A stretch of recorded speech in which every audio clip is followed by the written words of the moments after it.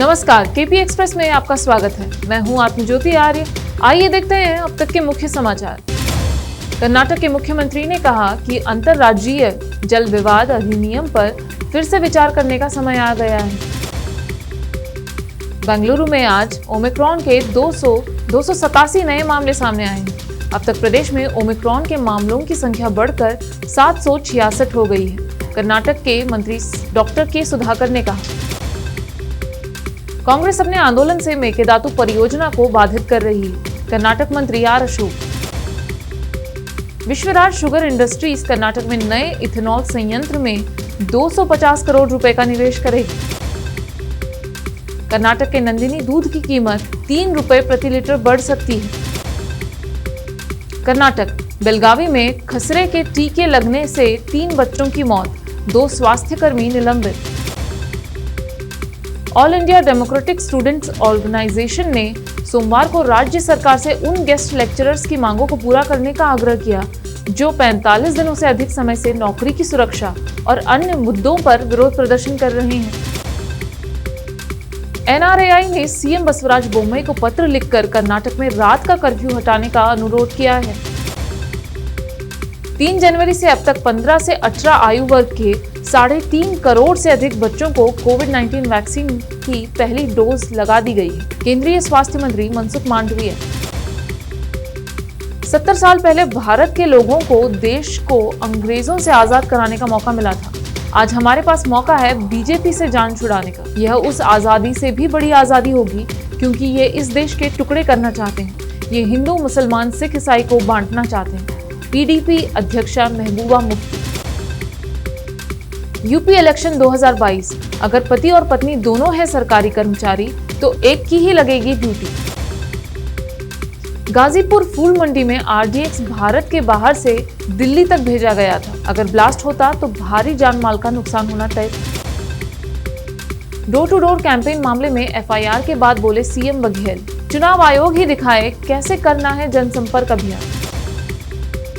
UP चुनाव घोषणा पत्र के बिना ही सभी दलों ने लगाई सियासी वादों की झड़ी। जयपुर कोरोना पीड़ितों के लिए वरदान बनी बाइक एम्बुलेंस सर्विस, तत्काल पहुंच रही है दवा। आईआईटी बॉम्बे के छात्र ने हॉस्टल की इमारत से कूदकर की खुदकुशी। कमरे के बोर्ड पर लिखा एक संदेश कि किसी को भी उसकी मौत के लिए जिम्मेदार नहीं ठहराया जाए। सुप्रीम कोर्ट ने कहा, कोविड-19 से मरने वालों को पारसी तरीके से अंतिम संस्कार की अनुमति नहीं। पप्पू यादव का सीएम नीतीश पर प्रहार, कहा शराबबंदी मुहिम बिहार के लिए नासूर। यूपी के चुनावी मैदान में अकेले उतरेगी जेडीयू, कल उम्मीदवारों के नाम से हटेगा पर्दा। बीजेपी के बागी नेता राजेंद्र सिंह की हुई वापसी, जिसकी वजह से जेडीयू को हुआ था बड़ा नुकसान। पटना शादी का झांसा देकर 8 साल से शारीरिक संबंध बना रहा था बख्तियारपुर सीओ, युवती ने किया केस। जबलपुर 16 साल पुराने प्यार के चक्कर में फिर पड़ा शख्स, लगाए घर के फेरे, एक्स गर्लफ्रेंड ने करवा दिया कत्ल। बिहार से पंजाब लौटते सिख श्रद्धालुओं की गाड़ी पर हुई पत्थरबाजी, 6 घायल। पुलिस अधिकारी राहुल सिंह ने बताया कि भीड़ ने एक धार्मिक स्थान के निर्माण के लिए चंदा मांगा। मना करने पर भीड़ ने ड्राइवर को ट्रक से बाहर खींच लिया और उसके साथ मारपीट की। यूपी हसनपुर के बीजेपी प्रत्याशी के जुलूस में नियमों की उड़ी धज्जियां, लोगों ने नहीं पहना था मास्क। हसनपुर विधानसभा सीट से रहरा इलाके में बीजेपी प्रत्याशी महेंद्र सिंह खड़गवंशी के समर्थन में एक जुलूस निकाला गया, जिसमें हजारों लोगों की भीड़ मौजूद रही। बीजेपी को चुनाव में हराएंगे, सत्ता से हटाएंगे, सपा प्रमुख अखिलेश यादव का अन्य संकल्प। अखिलेश यादव ने कहा, हम सभी लोग संकल्प लेते हैं कि जिन्होंने किसानों पर अत्याचार और अन्याय किया उनको हराएंगे और हटाएंगे, यह हमारा अन्य संकल्प है। उत्तराखंड चुनाव, कांग्रेस को बड़ा झटका, बीजेपी में शामिल हुई महिला कांग्रेस की अध्यक्ष सरिता आर्य। हरियाणा, नौकरी न मिलने से परेशान युवक ने फांसी लगाकर की आत्महत्या, 40 दिन पहले हुई थी शादी।